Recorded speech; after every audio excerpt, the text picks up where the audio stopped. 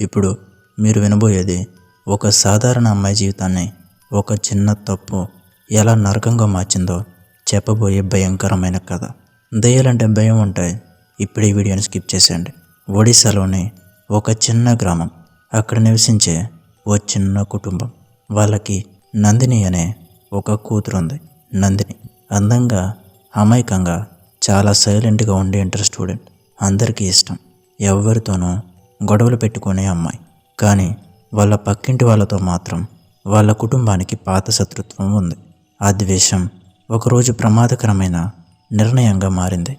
ఒకరోజు కాలేజీ నుంచి వస్తూ నందిని కళ్ళకి నేలపై పడిన ఒక రక్తంతో తడిసిన జుమ్కి కనిపించింది. ఏదో ఆకర్షణ. అది చూసి ఆమె దాన్ని తీసుకుంది. ఇది నాకు బాగా నచ్చింది అనుకుంది. దాన్ని ఇంట్లో ఎవరికీ చెప్పకుండా తానే చెవికి పెట్టుకుని తిరగడం ప్రారంభించింది. ఆ రోజు నుంచే ఆమె జీవితం మారిపోయింది. కొన్ని రోజులు గడిచాక రాత్రి నిద్రపోతుంటే ఎవరో తల మీద చేయి వేసి జుట్టు లాగుతున్నట్టుగా అనిపించింది.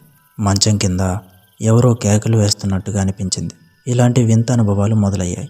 కానీ నందినికి దెయ్యాలపై పెద్దగా నమ్మకం లేదు. ఇదంతా నా ఊహ అని లైట్ తీసుకుంది. కొన్ని రోజులకి ఆమెకి జ్వరం వచ్చింది. కానీ అది సాధారణమైన జ్వరం కాదు. ఆ రోజు నుంచి నందిని పూర్తిగా మారిపోయింది.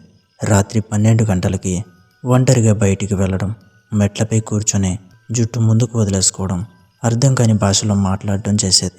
ఒక రాత్రి అమ్మా నాన్నలు లేచి చూస్తే నందిని మెట్లపై కూర్చొని తనలో తానే మాట్లాడుకుంటోంది. నందిని అని కేక వేశారు. ఆమె తలను నెమ్మదిగా వెనక్కి తిప్పి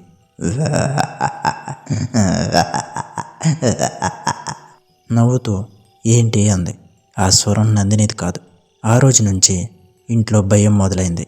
లైట్లు ఆటోమేటిక్గా ఆన్ ఆఫ్ అవ్వడం, అద్దంలో ఎవరో కనిపించడం, తనతో తానే మాట్లాడుకోవడం అకస్మాత్తుగా రావడం చేసేది. ఒక రాత్రి గదిలో నుంచి వింత శబ్దాలు వినిపించాయి.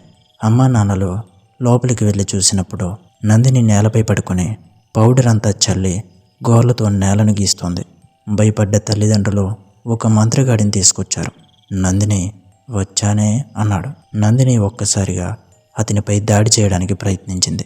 మంత్రగాడు వెంటనే విభూది ఆమెపై వేయగా ఆమె గిలగిల కొట్టుకుంటూ కింద పడిపోయింది. చాలా ఆలస్యం చేశారు అన్నాడు మంత్రగాడు నేలపై ఒక శక్తివంతమైన ముగ్గు గీసి నందినిని మధ్యలో కూర్చోబెట్టాడు. ఎంత కష్టపడ్డాకో ఆమెను బంధించాడు. ఒక ఆత్మ బయటికి వెళ్ళింది. కానీ కొన్ని రోజులకే మరొక ఆత్మ మళ్ళీ అదే పరిస్థితి. మంత్రగాడు తన గురువు దగ్గరికి వెళ్ళాడు. ఇది సాధారణ దయ్యం కాదు అన్నాడు గురువు. చేతబడి కారణం. ఆమె దగ్గర ఏదో వస్తువు ఉంది అని చెప్పాడు. ఇంటికి వచ్చి మంత్రగాడు అన్నాడు, ఆమె దగ్గర తనది కాని వస్తువు చూడండి. ఎంత వెతికినా ఏమీ దొరకలేదు.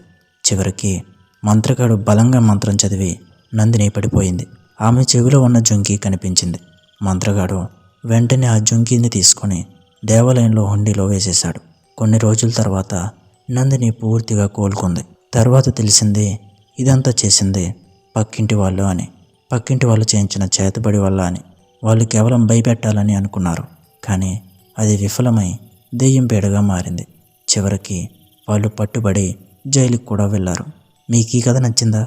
ఇలాంటి భయంకరమైన కథలు ఇంకా వినాలనుకుంటే ఇప్పుడే మన ఛానల్ని లైక్ చేసి సబ్స్క్రైబ్ చేసుకోండి.